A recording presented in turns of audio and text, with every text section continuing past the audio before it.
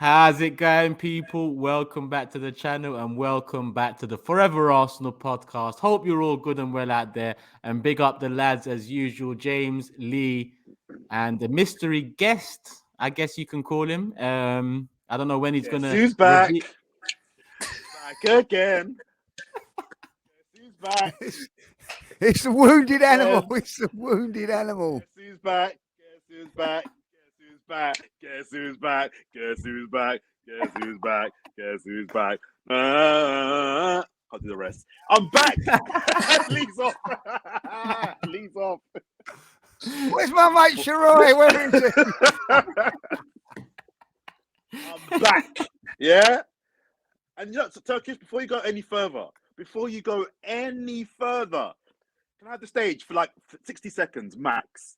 all yours. Okay. So I'm back, ladies and gentlemen, and I saw the show, last show, brilliant show, by the way, boys, brilliant show, loved it. Oh, I thought so, Great work. yeah, I thought so. No, it was great. It was great. And I had a look through the comments.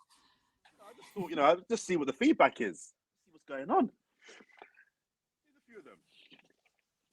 Credit where it's due. This is by far Jordan's best episode so far. I saw that one. I hope Jordan is very successful at what he does, so he will be permanently busy. Nearly broke. Hang on. Nearly broke my phone smashing the like button when I saw Jordan not in the video. There's more. Listen to this one. Jordan being replaced with Sharoy is like Ronaldo being replaced by Ramos at Portugal. It's called the hat trick. All right. Hang on. There was some love. The banter is not the same without Jordan. You can tell Lee misses him. I can tell as well. Another one here. I love you. Good show, Sharoy, but I can't wait for Jordan to come back. Hang on, there's more. Turn the page. Hang on. Someone wished you success so they never have to see you. That's incredible. Yeah, no. I like Sharoy, but Jordan knows his football too, and I like hearing his point of view. Thank you very much. Everyone likes to have Sharoy on.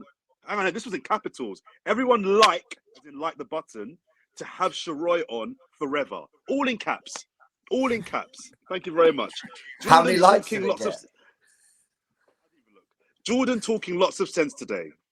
Big up Sharoy and Jordan. That was nice. This is by what's this one? This is for forever. Ah, here it is. This is the forever Arsenal we've been waiting for. Henry, Bergkamp, Vieira, and Perez of AFTV. Cheeky fucker. And the best one is the best one. I'm going to finish the best one.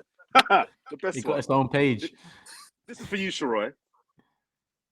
Sharoy is the guy your girl tells you not to worry about. What the fuck? So basically, when you got a girlfriend and your girl's like, no, Sharoy's a nice guy. Go out, Jordan, go out. I'm hanging out with Sharoy. She's saying that Sharoy is the snake. No, I like Sharoy. A lot. Sharoy's a good guy. Sharoy will not snake me. But these comments don't lie. And there's more. But I'll defer. 398 of them to be precise. You know what I mean?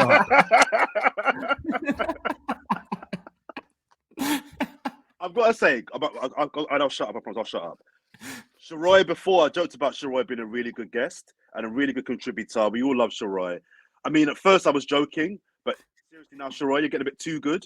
So can you just a little bit, just a little bit, because yeah, you were a bit too good on the last episode. Anyway, Reel it in, Sharoy. Reel it in, my guy. Yeah. Come on, you're embarrassing me now, Sharoy. I love that Sharoy, the guy they tell you not to worry about. Like me, Turkish and Lee, we're just going for a drink. What with who? With Sharoy. Oh, again, are you? No, exactly. It's not what you think. We're just hanging out. There's nothing to worry about. Jordan, we'll invite you next time. You really like him. Nah, I do love Sharoy. I love Jordan too, man. Big up Jordan, man. Big up Sharoy as well. Big up everyone that keeps it respectful in the comments. Listen, we love a bit of banter, as you can see Jordan does too. And he's writing your comments down, people. So listen, watch out. He's got that black book there. He's ready to go. He's running out of pages, so you wrote them all easy. down. I did. It's not even screenshots. Fair play. I thought that one was good. So I hope Jordan's successful in what he does. So that was Sharoy's mum that wrote that, by the way. Anyway, over to you, Turkey. Sorry, so I've taken enough time. Yeah, well, there's the comments of the day done. I mean, Jordan got a fair few of them in. But we will get ours in. Thank God, because there was so many of them. If you want to go through them, like, you know what I mean? So. Let's move on to the football. Actually, before we move on to the football, hit the like button, people. Make sure you hit the like button. Get up to 1,000 nice and early. Love for the love as always.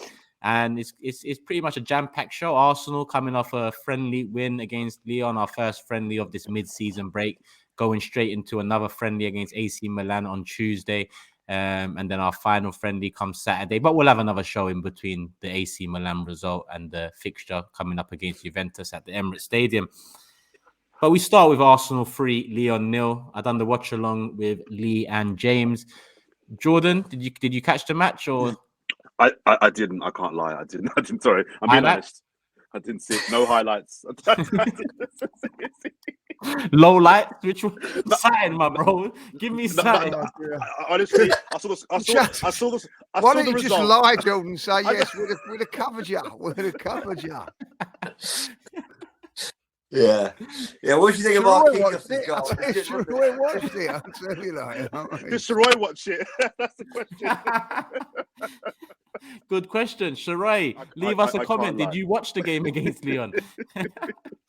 Of course. I'm gonna hand over to Jay on this one because I've got nothing on this game. We won't start with you then, Jordan. Sorry.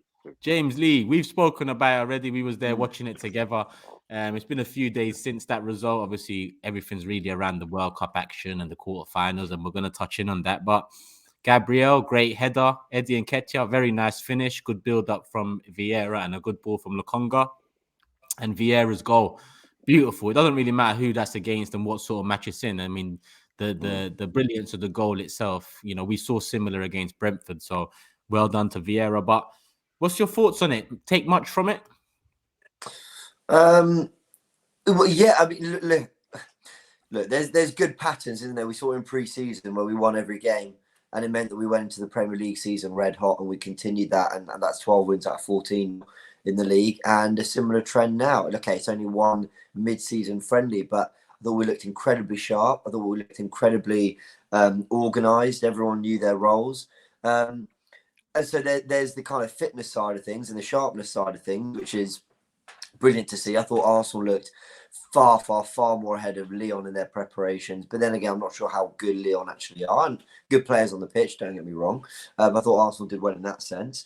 But also to see, I think, players I really were hoping would have good games. And the three really were Vieira, Nketiah, Lokonga.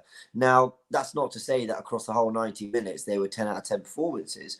But Vieira had those two real moments of class. That assist is so good because the first touch from Lokonga's pass, and then it's the couple touches before he then just outside of the boot rolls into Nketiah, and then his finish. I mean, you said it; it's brilliant. Doesn't matter how or what game that's scored in; it's class.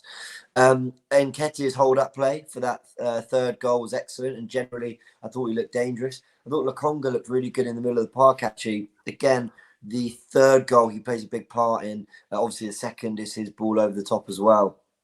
And generally, he looked like he was. I think he's kind of been looked at as having a bit of a kind of pretty relaxed kind of approach. He seems quite a composed figure, which is a good thing. But some people kind of use that as criticism. But I thought there was a really good intensity about him, and the whole midfield three, Odegaard included, was excellent. So look, I think Arteta will be extremely happy with how those preparations have gone for that first game, especially knowing that Saliba, White, Zinchenko, Saka, Partey, Jesus, Saka, Martinelli all weren't playing. There's 8 players. And for that level of performance and sharpness to be there, I think it's a great sign. You mentioned Ramsdale as well? No, I didn't. So there you go. Makes it 9. Yeah. And, I mean, Lee, he went with a very strong side. I mean, the strongest side he could pick from what he has. I know the Zinchenko. I guess it came not so much as a surprise. There was rumors that he's picked up something. We don't really know what it is yet. But aside from that, he went strong. I think he's preparing the players for that West Ham game. Not so about 2 weeks to the day now where we play West Ham. But what do you take away from that game, if anything at all? Yeah, no, I didn't really take too much away from it on the day because I thought Leon were poor and it was a good performance and all that. But after Leon had beaten Liverpool 3-1 today, so all of a sudden you think, oh, hold on a minute, maybe it was a bit better than what I actually thought it was because Lacazette scored 2 goals today, never got a kick against us, So I think in context it was a good performance. Great to see the Arsenal playing again. And I've certainly, by watching that game, you realise that it's getting close now. Christmas is getting close and Boxing Day as well. And of course, that's when we start back up. I'm pretty sure Saka, I've heard, is coming back gone to Dubai. I think he landed, see the snow, and he thought, I'll tell you what, I'm going to pop off to Dubai. Straight into Dubai, yeah? So that's what I've been told. Whether he come back home and then went, I don't know, but I've been told that he has. I think the worry for me was Zinchenko not being fit, but he's sort of addressed that today, and he's saying that it was slight. I think he's probably been training a little bit, and it was like a little bit tight and everything like that. So there's the precaution more than anything else. So I'm hoping that he gets some minutes on Tuesday. But all in all, I was with what James was saying. I was very, very impressed with certain players. Lokonga, I think deserves a little bit of praise because every time he's played, he's been sort of criticised. I know it's only a friendly, but I'm on the camp now and I've always said it. Pre-season's very, very important. Look what it done for us there, and we need to hit the ground running again. I felt we did. I thought it was good. I actually been watching the World Cup, and it was a pleasure to watch Arsenal. Not because it was just Arsenal, but the way we won the ball back and pressed it and got the ball back. I haven't seen no team do it as well as us in this World Cup. So we get the ball back and then we go again and control games. So it was nice to see Arsenal back. And when that game come on Thursday, I was really looking forward to see the Arsenal again, and I now know that it's getting a little bit closer to the Arsenal, and of course with England going out now, the World Cup don't really. I don't know how you guys feel about that, but as soon as England went out yesterday, you lose a little bit for that World Cup. I don't know. Yeah, I don't know if James feels that because he hasn't. His team's not in it, but I never felt like I felt a little bit down yesterday.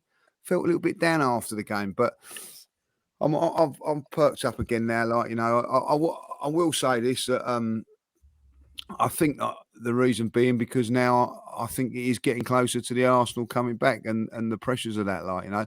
I actually doing the watch along yesterday. I had to watch a bit of the Man United game against was it Real Betis or so? I can't remember they were playing. Cadiz, I think, yeah. Oh, yeah. And they lost 1-0, and I wasn't that impressed with them neither. And I'm thinking, right, okay, well, I was really impressed with Arsenal. So, I think that we're in a good position and good place at the moment. And what I've got to say is that if this is true about Saka and he's come back there, that means that all the players now are wanting to come back. That must tell you something. You've had 4 or 5 weeks intense stuff all away from your families. I know the families have been over there, but but they want to go back straight, dip their toes into the Arsenal straight away. I think that's a real good thing, and that's why I've always said, guys, about this.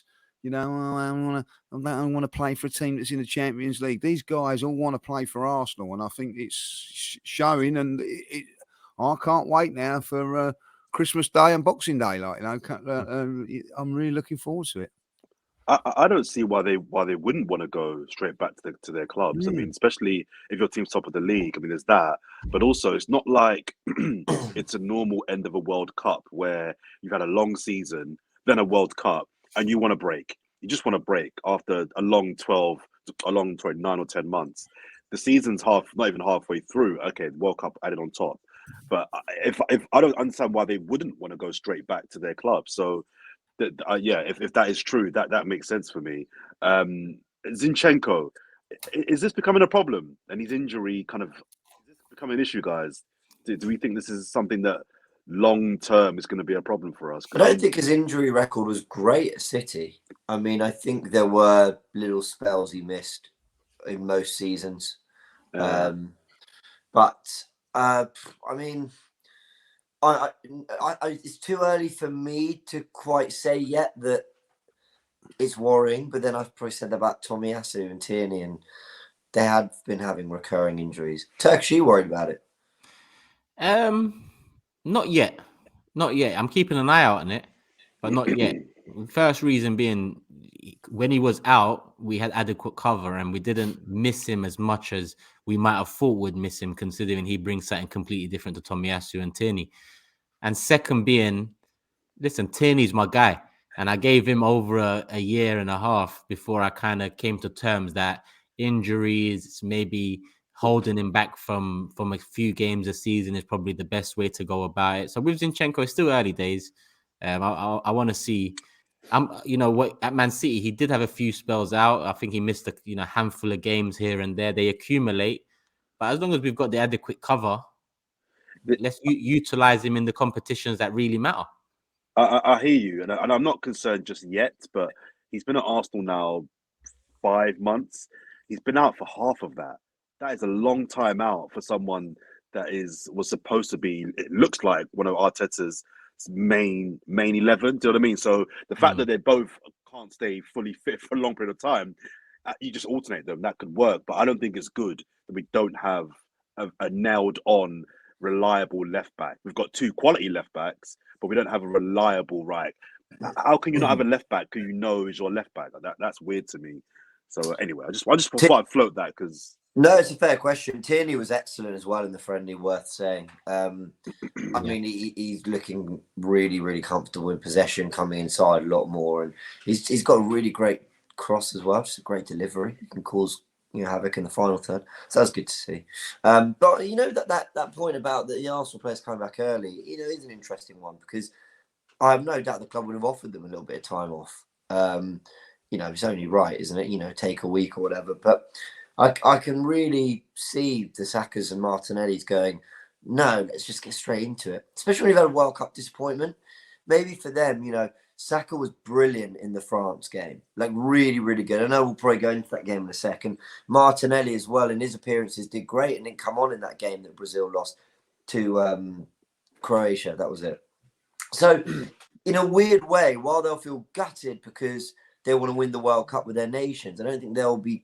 they won't be looking at themselves and what they could have done, if that makes sense, at the World Cup. And I think they might be thinking, all right, gutted, let me just get straight back into football. Sometimes that's what you want to do. It's like when you lose a game, you just want that next one to come around immediately so you can put it right. Maybe rather than wanting that sort of break to kind of take it all in, they're like, listen, we're playing well. Just get me back to my club, get me playing again.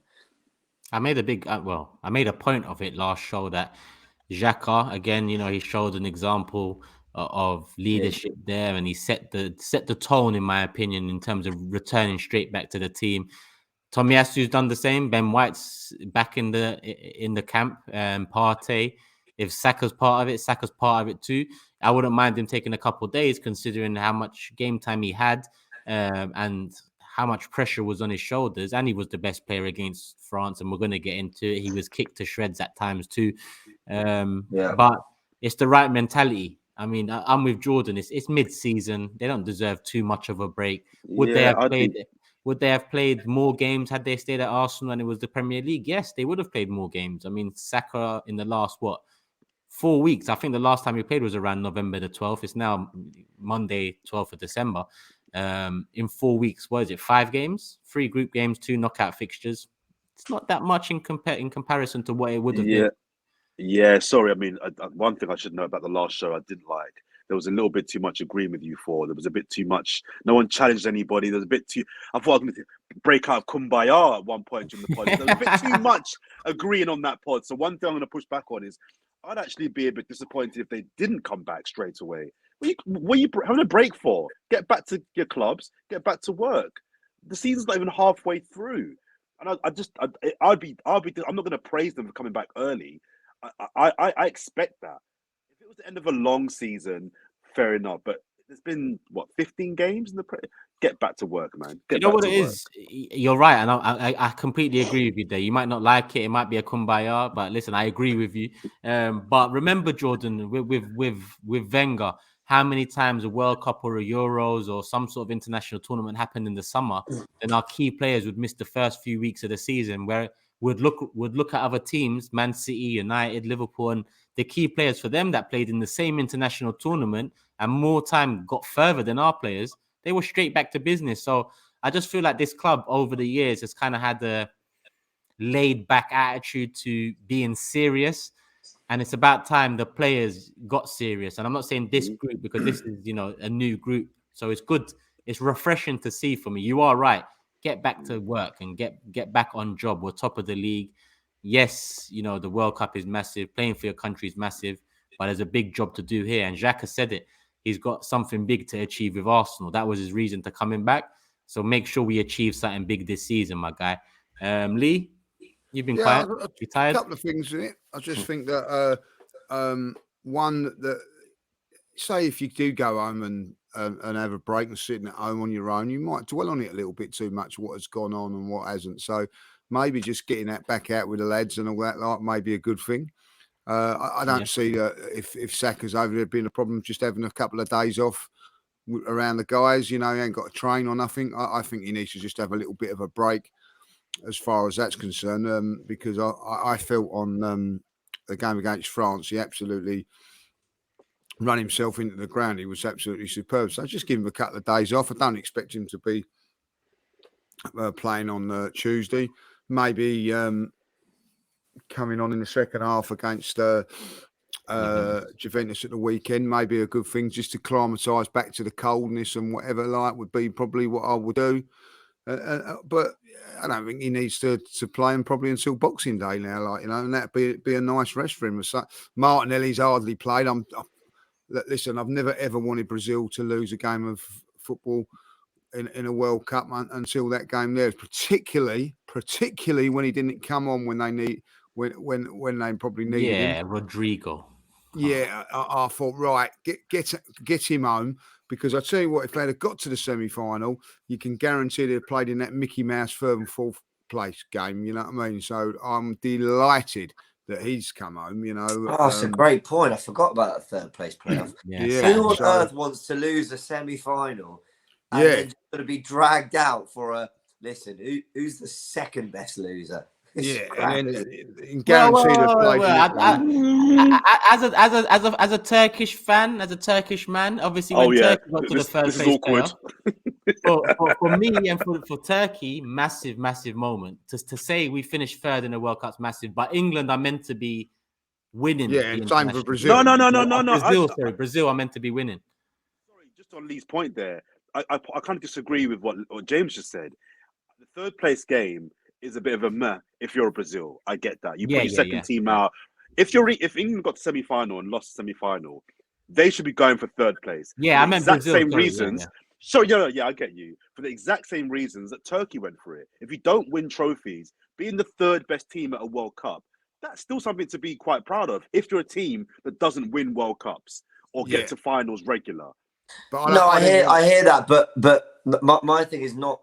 I'm not trying to sort of tarnish what it means. It's just like the disappointment of losing a semi-final and then having to go out and do that. Like, you are naturally going to lack motivation. I mean, the last third place whatever it was, England played it in 2018, right?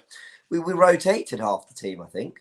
And Martinelli would have played in it. That's my point. And then, if he'd have got injured, I'd have been furious. Who wants to? I don't think they should have had that this time around in this one when it's in the middle of the season. I get it in the summer and everything like that, but for me, if Mark, I've copped the hump with Brazil because Jesus has got injured anyway, and in a meaningless game because it was a dead rubber game, and Martinelli. I get why he played in that one, but that third and fourth. So I was delighted that they've gone out, and I'm delighted that he's home. And I think he's going to come back with a little bit of something to prove. Not to us Arsenal fans, to the Brazilian people. I think he was superb when he come on for them. and I have to say that I was watching that Brazilian side, and after the performance he put in against Cameroon, for players to be coming on in front of him was unbelievable. And I'll tell you this now, that Rafinha, whatever his bleeding name is, I'm glad we never signed him. He was atrocious in that tournament, like, you know what I mean? Like Martinelli, 10 times a player of him. So I think we dodged the bullet there, I'll be honest. So Yeah, he's still a class player, I think. Well, it wasn't Bad in that tournament. World Cup, was he? No, You know what I mean? Like, I thought he was poor. You know, bringing him off after 50 minutes and then bringing on the old show pony, Anthony. Can I just say? Yeah, big one out. Can I just say, Lee, your rant on the last episode was absolutely epic. And what was even more epic than your rant was seeing the boys trying their best to not laugh. James, not so much. James kind of failed. But I actually loved what you said in that last episode, Lee. And I was hoping you were winding up them for another rant. But you didn't quite. No. Look, listen. I am glad that Martinelli is home, and also I have to say that, you know, it's a nice double whammy because James had him in the old sweepstake, like, you know what I mean? So it makes it even better. And Portugal, I mean, I can't believe them. He was like that old Ted Rogers, bang bang out you go, like 3, 2, 1 gone, like, you know what I mean? But you in round of 16, this probably leads into the World Cup chat now, but round of 16, I think we all would have said Portugal, Brazil look really good for it, you know? Yeah. And then out the next round, between them, they got what, a 10-2 aggregate win or something in the round of 16. Yeah. Both out, you know, no goals in 90 minutes. They got the one. What a goal by Neymar, by the way. Oh, fantastic goal. Yeah. Unbelievable goal. Fantastic goal. I as much as I didn't want Brazil to win, I was like, that was class goal. Yeah. And that deserved to win it. But, you know, there you go. I just can't believe they're both out. I mean, fair enough. And the camera, I've got to say, and I've had my bit to say on Cristiano Ronaldo and the interviews and stuff, and I don't want to go all into that. But, I mean, the broadcast really did make sure to catch that moment, didn't they? I mean, because he left the team, didn't he? And you've had him and Neymar go out of the World Cup. You know, and it was the whole, is it going to be Mbappe, Neymar, Ronaldo? Who's it going to be? Only 2 left standing. But I mean, shocks, and huge credit to Morocco and Croatia. I mean, it's an amazing story. Of course, now Turkish, I believe that his 2 teams are out, as decided. Yeah, I heard that as well.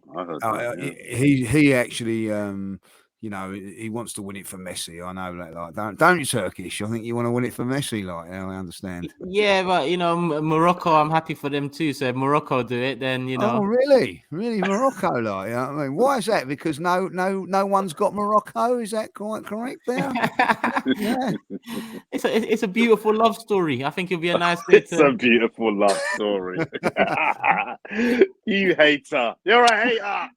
There's 2 people on the left-hand side, or the right-hand side as I look, are out, Jordan, and there's only 2 men standing, like, you know what I mean? Like, Jordan's still in it because he didn't actually have to predict it. He just got given it. Yes, that is true. That is true. He's all right. The jinx doesn't relate to this one for Jordan. Listen, if France win this, I'm going to come for all of you guys, yeah? Because after all my bad predictions, I get the big one right. Get the big one right, yeah? Big dog. You know what it is, right? I'm on this whole, I want Messi to win it because I think that he deserves it just for what he's done in the game. But do I really want to see Emi Martinez lifting the World Cup? No, I'm going to be honest. I've got Argentina in this little sweepstake and all that, but I was desperate for the Netherlands to beat him. What a game that was, by the way.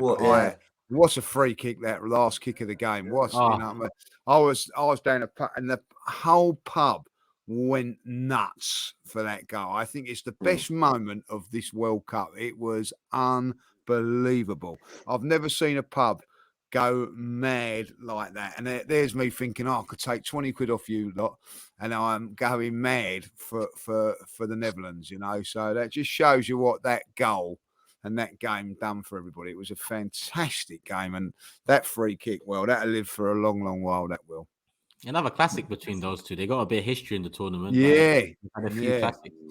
Well, we've moved on to the World Cup, but I'm gonna say, and at the same time, I've got to ask. It's one of the best World Cups I've seen. I think for me, it's the best World Cup since 2006, and for me, it's the fourth best World Cup I've seen in my life after 98, 2002, and 2006. Fourth, I like that. That Oh, It makes the top 12. yeah. yeah, it made Champions League football being top four in it. What do you mean? We all rant and rave about fourth place every year, and now we're laughing at it. What's wrong with you, lot? It's a No, random fair enough. number. I think I've only ever seen Gee. 4. Oh yeah, you're a young buck, 06, innit? 10, 14, 85. You know, right, on this, it's had some unbelievable moments of drama. Like from the first round, pretty much all the way through. The twists, the turns, the upsets. It's been incredible. I do, and I think I don't. Oh, people might think I'm so boring, but it has lacked a bit of quality for me. It's not. I don't feel like I'm watching great sides. I feel like I'm watching great moments. With you, James. With you, 100%. And it's like, and is that really, should I care that much? You know, you could almost say a lack of quality is what makes it exciting at times, maybe. But I think it's just lacked a little. This lacked a little bit of quality and brilliance. I think it's also lacked some brilliant matchups. I mean, England, France, Netherlands, Argentina, great. I thought Germany, Spain was a good game in terms of quality, but this is not to take away from the runs that teams of, you know, Japan, for example, qualifying over Germany, and the run Morocco been on, or Croatia knocking out Brazil. They've been amazing. They deserve it. I'm not taking anything away from them, but I think there's a little part. I wanted that Brazil-Argentina semi-final, you know, and I don't know if if I should care about that. Maybe I shouldn't care about that, but I did want to see that, and I don't know if that's wrong with me. I don't know, but on the quality front, I do think it's lacked a little bit, and so I find myself enjoying moments rather than actually just indulge I'm the with you, full James. 90 and enjoy it. I'm with you. I'll tell you what, this is nowhere near one of the best World Cups that I've ever seen. Like, you know what I mean, for quality. I go back to You've seen about 30. yeah, it's Oh, all wow. right. No need Oh, for that wow. gig, was there? Like, you know what I mean? Like, no need for that. No need for that. Is this in your top 40, Lee? No, it's not in my Well, top this one, 40. right? It's not. It's but I'm with James on this. I go back to You called the him 120. 94 World Cup in America. I see Baggio, I see Romario, I see Stoichkov.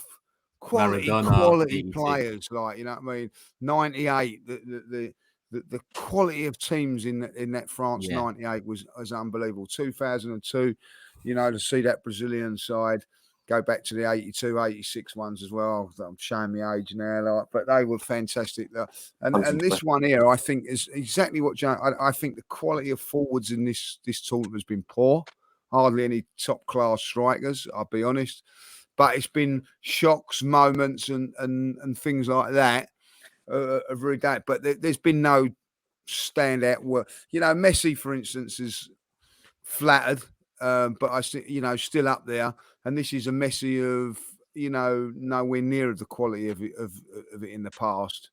You know, so no real standout superstar players this time around. You know, and Pappy, of course. But other than that, I haven't really seen Jude Bellingham, by the way, and our star boy Saka have come through. But I'm with James on this. It's not been as quality as it's been great to see some of the shocks and some of the games. I go along with that, but for me, it's lacked a lot of quality, this one. And that for me, Turkish, is why I said after watching everybody play once, I remember saying England can win this World Cup because I wasn't impressed with anybody.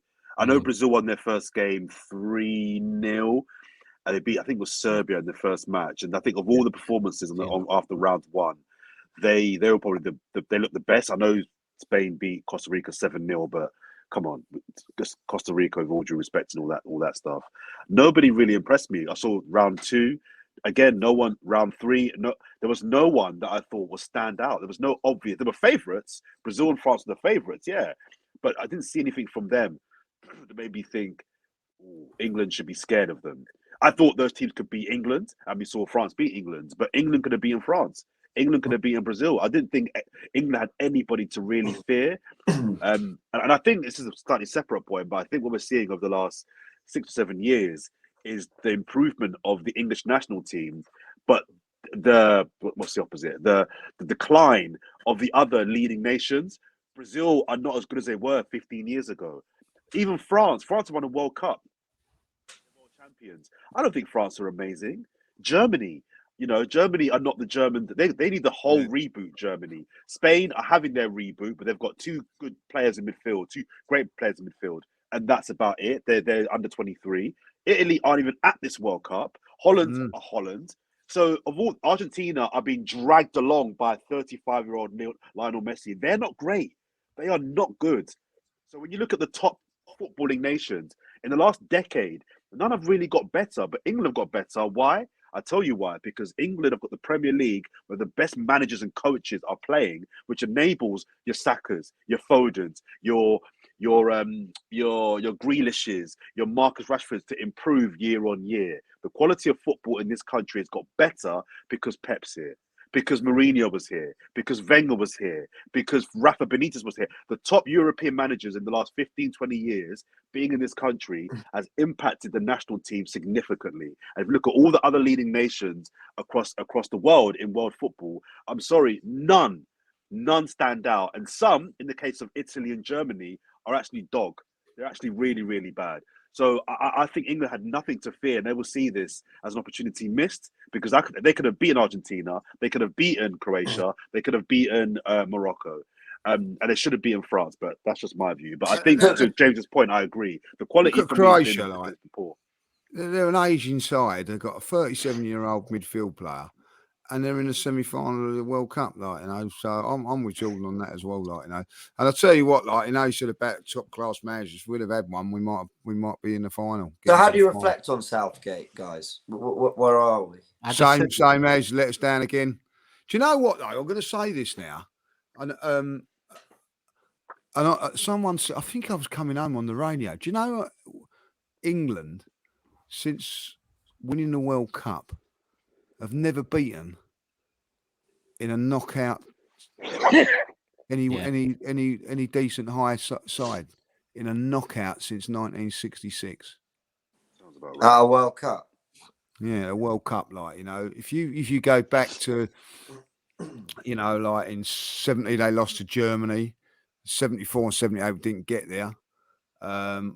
When it got to the knockouts, we couldn't get past Spain, and in 82, 86 we beat. I think I can't remember who we beat, and then we went out to Argentina. Then in 1990 we got the quarterfinal. Cameroon we got in the quarterfinal, and then we lost. And it's like it was a stat that I couldn't believe. So it's not just Southgate, but for me, I think he has done well to get us where he has, and I can't dislike him.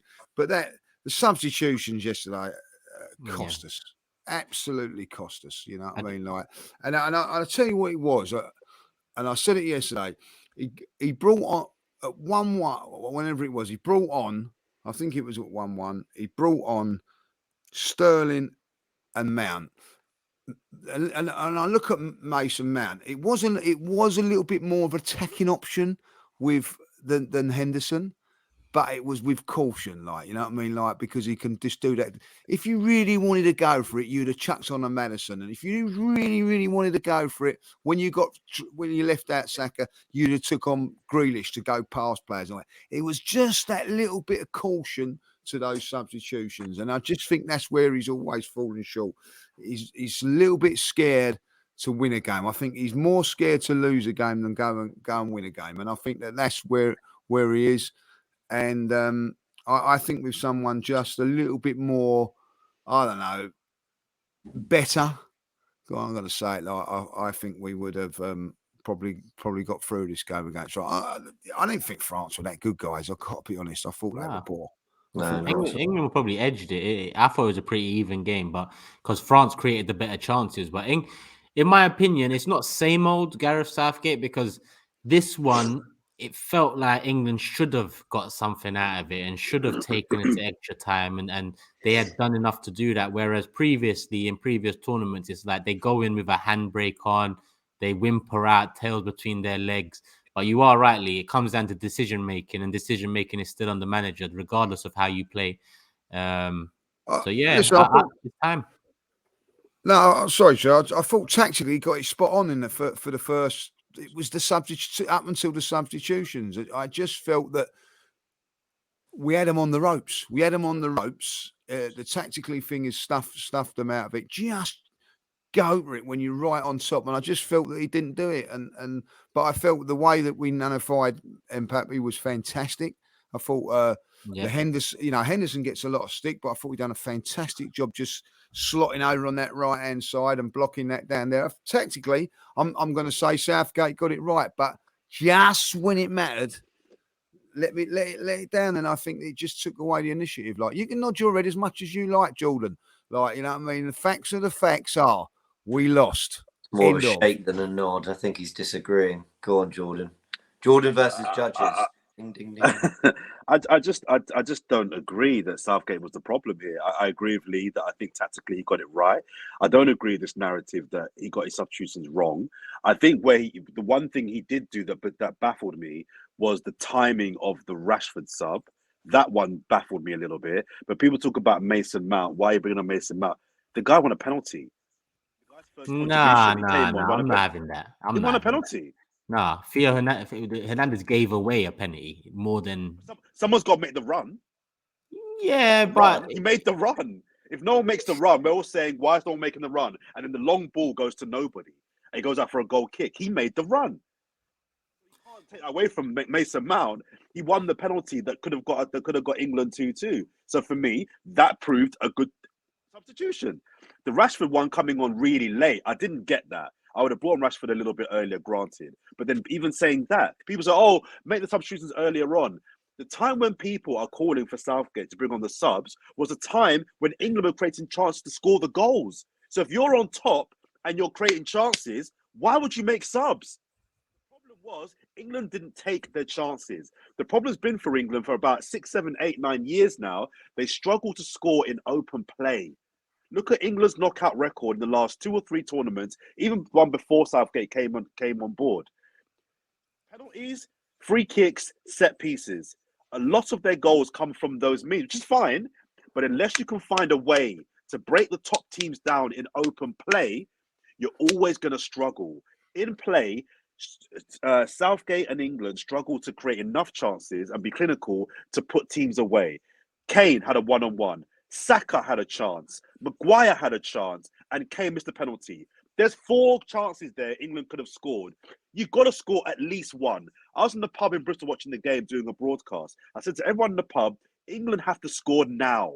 If they don't score now, France will get a chance and end this. And what happened? So for me, this talk about Southgate being cautious, Southgate being poor at decisions. Yeah, all right, the result was England went out. But not because of decisions. It's because England were not clinical when it mattered. And who came up in the end and was clinical when it mattered? Our old boy, Olivier Giroud. So I can't hear any heat or any criticism about Gareth Southgate being poor or cautious or safety first, because he wasn't. He actually wasn't in this game. The problem was the chance that England did create were good chances. You've got to take one. Not all 4, take one. Who was the best player on the park for England? Saka. Why did you take him off then? He took him off because I heard he might have had an ankle knock. That could just be some rumours coming out. I don't know if that's true. I heard he had a little knock on his ankle, potentially. But he might have been tiring. I don't know. I think Giroud, do you think Giroud might have been tiring? Giroud's not making runs up and down the pitch like Saka was. Well, I think if you've got a player, Giroud's not running like Saka's running. If you call, if Arteta would have done that, we'd be all going mad. You know what I mean? Like, he's causing mayhem down the right hand side. He took him off and put on Sterling that done absolutely nothing. And why he's brought on Sterling is bizarre. Like, it is, you know what I mean? Like, not only to bring him on, Jordan, he ain't been there for a week. Yeah. I didn't get that. You know what I mean? Mentally, If physically. that's not a mistake, and it wasn't in hindsight, I said it straight away when I was watching the game. Why is he? If you're going to bring someone on, bring on Grealish, someone like for like. I just felt that, you know, it's a baffling decision. You know what I mean? Like I felt, you know, you can argue about, like, you know, he brings on Grealish with a minute to go because Stones is injured. You know what I mean? We need a goal. Could have done it a little bit. I'm not. It's not because I hate Southgate. I think he's just he seems like a nice guy. I just don't think he's good enough. And at the end of the day, and when you look at all of that talent there, you know what I mean. And somebody said it today. Probably our most talented player is Maddison, and he never got a second of football there. Like, you know, that was the time to bring him on, but you know, he goes with the tried and trusted in Mount and Sterling. I thought it was poor. I think Southgate, I warmed to him this tournament, which is weird because I've been a big critic. In this debate, I've been more on the Lee than the Jordan side of things. But I'm coming more to Jordan's side, and I think the reason is because I think when I look at Luis Enrique, who I rate massively as a manager, and actually Spain, you kind of got one good performance out of them this tournament. Flick with Germany as well. And there's just quite a few teams I expected more of. And actually watching the tournament, it goes back to the whole quality thing. I thought, you know what, no one looks that good, actually. So if you've even got a manager who is loved by the players, who they play for, and you know, he knows the group well, and I think generally done a lot of good for the relationship between the fans and the national team. I kind of think, all right, you know what, and actually we scored some really good goals. You know, 6-1 against Iran. They proved not to be an easy side very quickly after that. We then went and beat Senegal 3-0. And in none of these games, apart from Iran, did I actually think, oh, we look, even Wales, we beat them 3-0. Actually, we looked that great for most of the game. But I thought, you know what, they're kind of solid enough and they're all working really hard. And there's enough quality that they might get through. But I do get where Lee's coming from in terms of that slight handbrake. And it might feel like nitpicking, but I kind of get it. Mount hasn't really been having a great season. I can't remember the last time I was particularly impressed by Mason Mount or thought that he was a match winner in some way, shape or form. But James Maddison came into this World Cup as a real hot goal threat for assists, for goals himself. You know, he plays in the 10. He's great on set pieces. So for him not to get a single minute, even just roll the dice, go through at the back, do something with 5-10 minutes. You know, we know that there's so much injury time. Get into those last 8 minutes and just go for it. I do think he lacks that little bit of bravery sometimes, but largely I can't complain too much about Southgate. I don't. Would I prefer Tuchel? I mean, I'm hearing Tuchel apparently wants the job. I'd love to see what Tuchel can do with this group of players, but I don't think there's an obvious other option out there. I'm not like get rid because I just don't know who else other than Tuchel maybe. On the point about the handbrake, I don't think you can play this non-handbrake or this kind of free-flowing football and handle Mbappe at the same time. For me, it's one or the other. Either you have a system that's set up to contain their most dangerous players that may take a little bit away from your attack, or you decide, no, we're gonna put it on you, but you're then potentially vulnerable to Mbappe tearing you a new one. So you can't have it both ways for me. If Southgate goes for it a bit more, Mbappe scores 2 goals. Mbappe was quiet, absolutely locked down. Yeah. He was locked off. And part of that was because the handbrake was on. And just a point on Saka before Turkish you pick up. Because you know me, Turkish. I'm the kind of person that if I make a prediction and I get it right, I tell the world. I love a I told you so. So I'm gonna be fair. I actually said before the game I would have dropped Saka for Rashford. I thought this might have been a game for Marcus Rashford to start. Actually, the Senegal game, I thought Saka was right to start that one. This one, I would have started Rashford. But it actually turned out that once again, Southgate got it right. Because the best player, as Lee floats, was Saka on the pitch. So when you talk about Southgate's decisions, more often than not, he gets them right.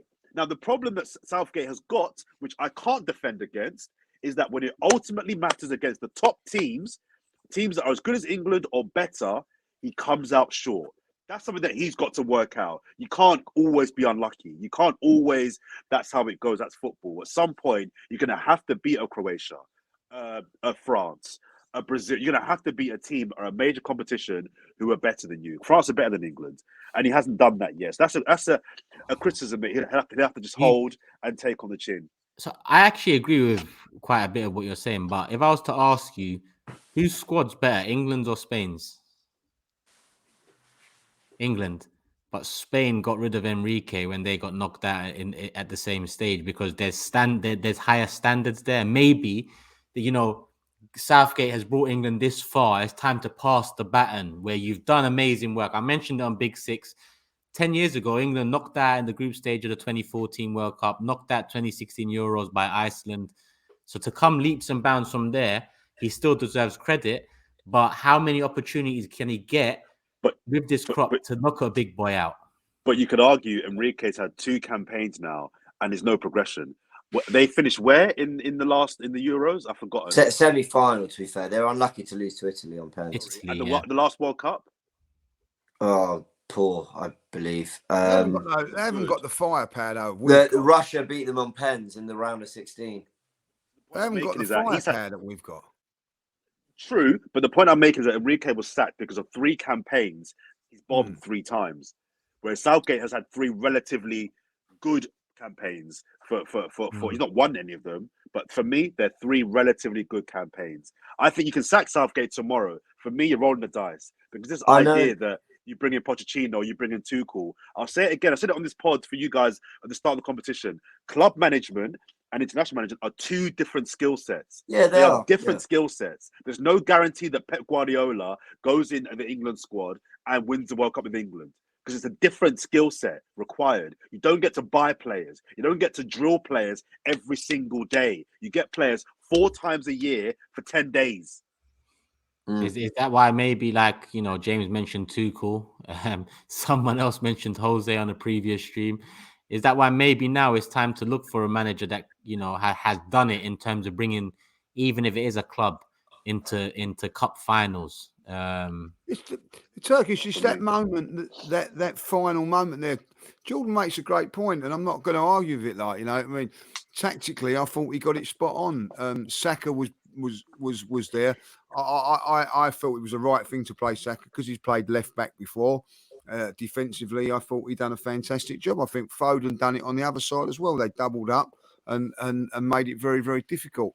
But the tactic, as well as it was, we ended up being 2-1 down. And that's when the manager has to do something,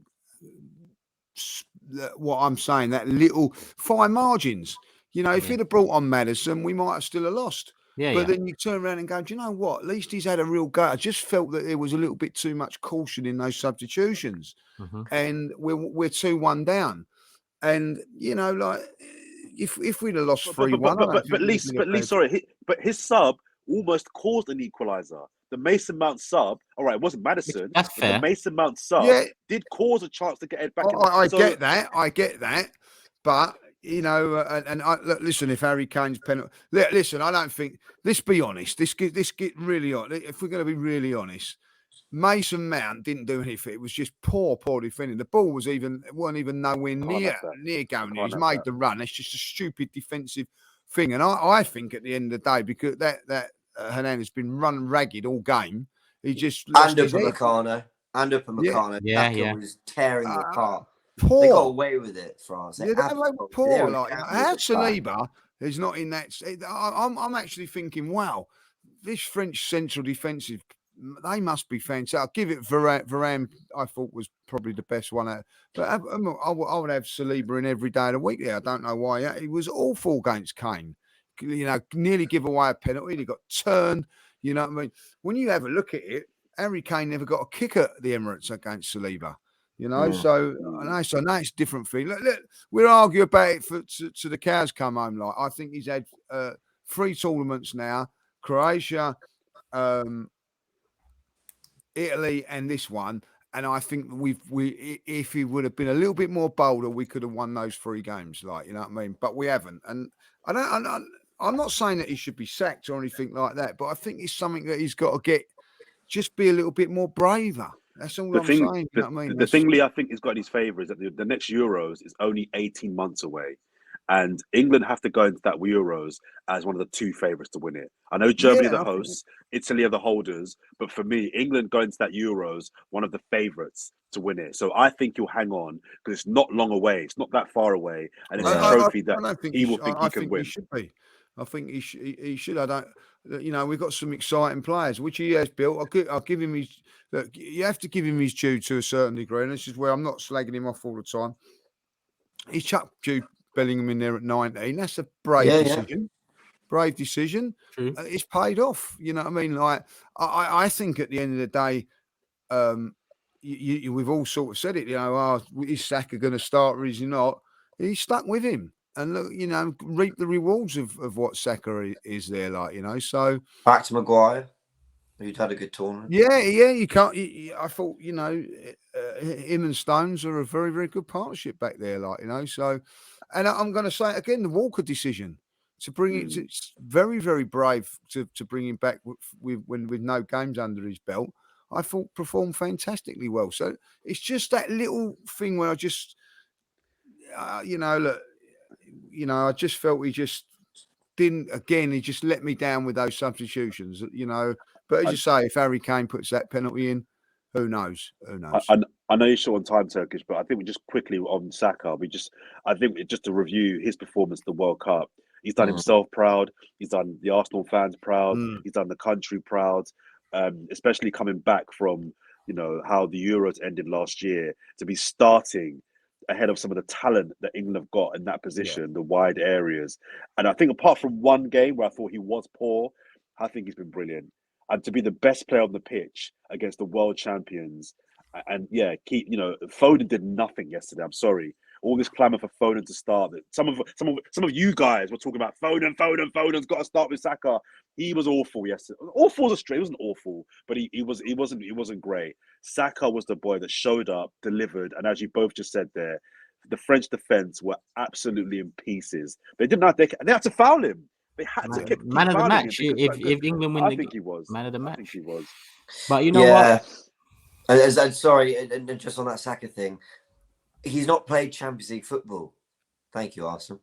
He's not played Champions League football, so it's not like he's had that stage yet. And yes, he's had the Euros, but of course, that's only European nation. So to kind of announce himself on the world stage like that, I think is just a really big moment for him. And he scored some great goals at this tournament and been the best player on a pitch that included Kylian Mbappe. I mean, he should just be feeling. I know he'll be. Listen, first and foremost, he'll be gutted because they're out, but I think he'll be feeling amazing about it when he reflects on it.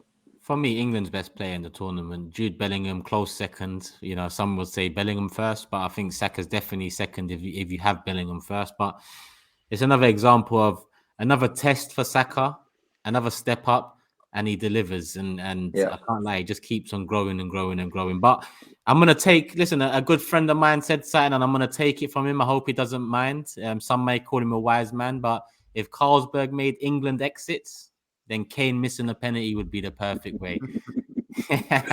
Spursy. How Spursy is that, isn't it? How Spursy is Indeed. I'll leave the comments. I feel for him. Is it bad? I'm an Arsenal fan. Is it bad that I felt for him? No. I mean, yeah, that is bad. Yeah. Let me not even say what I was about to say, but yeah. Like, as in just, I think I'd feel bad for any player. Would I? I don't know. What it is. If you're going to go out, that's the way to go out, isn't it? Like, oh, come on, as an Arsenal fan. There's the wise man. There's the wise man. Let's be honest about it. Like, at the time, I was gutted, but like when all the comments come flying in, all the jokes and the Johnny Wilkinson video and all that, you know, it's great, isn't it? It's great, isn't it? It's a Tottenham man that it's happened to, like, you know what I mean? Like, so enjoy it, you know what I mean? Inject it into your veins, Arsenal supporters. That's what I say, like, you know. And it probably live on the misery.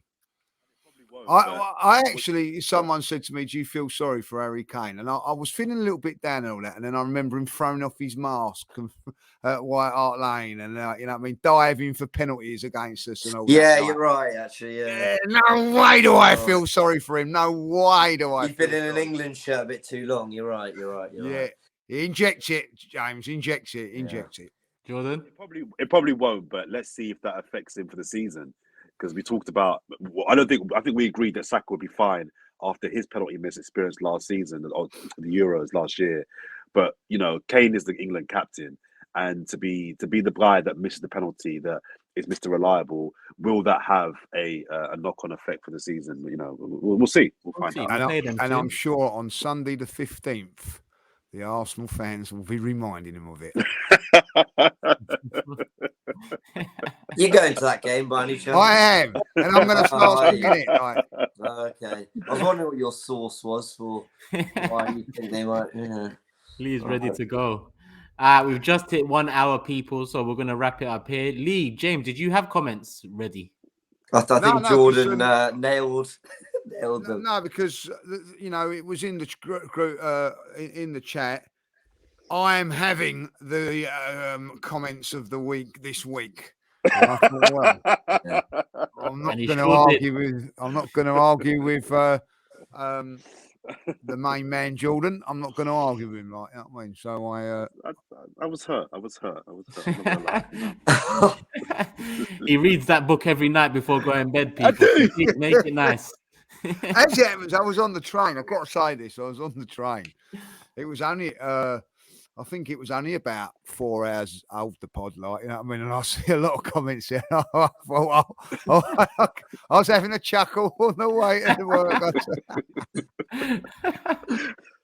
Jordan, you know we love you, right? No, you lot aren't the problem. It's them lot out there. I love you as well.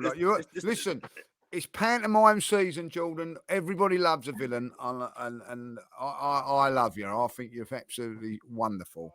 I love you too, guys. I love you guys. You're my panto villain anytime, like, you know what I mean? So there you go. I wouldn't wake up at 7:30 in the morning for anyone, Jordan. I'll tell you that much. That's true. That is true. That is so true, like, you know. Oh, guys, stop. If Sharoy says he wants to do it 8 o'clock, I'm in bed, mate. Yeah. No chance. No chance, Sharoy. Big up, Sharoy. You'll have to have a swerve up. But for you, I'm doing it, mate. Like, you know what I mean? Love Jordan, love Lee, love James. On that note, it is 1:20. It's Monday morning, people. It is mad. This one's down to me.